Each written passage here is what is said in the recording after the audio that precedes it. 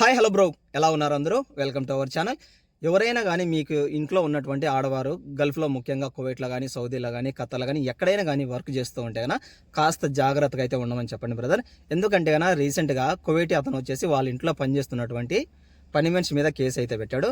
ఇక కేసు ఎందుకు పెట్టాడు అంటే కన్నా అర్లీ మార్నింగ్ మేము మా ఫ్యామిలీ మెంబర్స్ అందరం కలిసేసి ఆఫీస్కి అయితే వెళ్ళిపోయాము. పని మనిషిని నమ్మి మా బిడ్డనైతే అప్పగిచ్చి, కానీ మా పని మనిషి మా మీద ఉన్నటువంటి కోపంతో పై అంతస్తుకి తీసుకువెళ్ళి మా బిడ్డని కింద పడేసి చంపాలని ప్రయత్నం చేసింది అని చెప్పేసి ఆ కువైటీ అతను ఆ ఇంట్లో పనిచేస్తున్నటువంటి పని మనిషి మీద కేసు అయితే పెట్టాడంట బ్రో.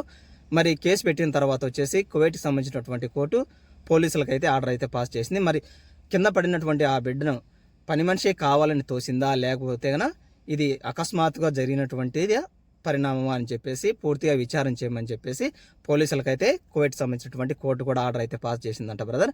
కాబట్టి ఇంట్లో పనిచేస్తున్నటువంటి మీకు సంబంధించినటువంటి ఆడవాళ్ళు ఎవరన్నా ఉంటే కనుక చెప్పండి. ఒకవేళ మీలలో ఎవరైనా కానీ వంటగదిలో వర్క్ వెళ్తూ ఉన్నప్పుడు కొంతమంది ఏం చేస్తూ ఉంటారు అంటే కనుక పాప నిద్రపోతుంది కదా, బాబు నిద్రపోతున్నాడు కదా అని చెప్పేసి జస్ట్ బయట గెడ వేసేసి తలుపుకి వెళ్ళిపోతూ ఉంటారమ్మా.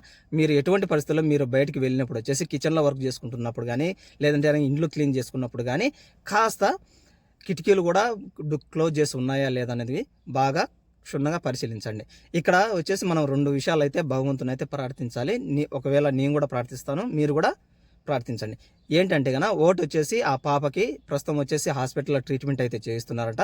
కాబట్టి ఆ పాపకి పాపో బాబో మనకు క్లియర్గా చెప్పలేదు, బిడ్డని మాత్రం చెప్పారు. కాబట్టి ఏమే కానీ కాకూడదని కోరుకుందాం. ఇక నెంబర్ 2 వచ్చేసి పోలీసు యొక్క విచారణలో అక్కడ పనిచేస్తున్నటువంటి ప్రవాసురాలు ఎవరైతే ఉందో ఆ ఆడబిడ్డకు కూడా నిర్దోషిగా బయటపడాలని చెప్పి అయితే కోరుకుందాం. ఎందుకంటే పాపకి అక్కడ కింద పడినటువంటి ఆ బిడ్డకి ఏమన్నా అయిందనుకోండి, అప్పుడు ఒకవేళ కావాలని అని చెప్పేసి పని మనిషిని ఆ కేసులో ఇరికించేటటువంటి అవకాశం ఉంది. కాబట్టి ఎటువంటి పరిస్థితుల్లో ఆ బిడ్డకి ఏమీ కానీ అవ్వకూడదు. అదేవిధంగా ఆ పని మనిషి మీద కూడా ఎటువంటి తప్పుడు కేసులు బరాయించకుండా ఆమె తన యొక్క స్వగ్రామానికి వెళ్ళాలని చెప్పేసి మనం అందరం అయితే ప్రార్థిద్దాం. కాస్త ఆడవాళ్ళు అయితే జాగ్రత్తగా ఉండండి అమ్మా. జై హింద్, అల్లా హాఫీజ్.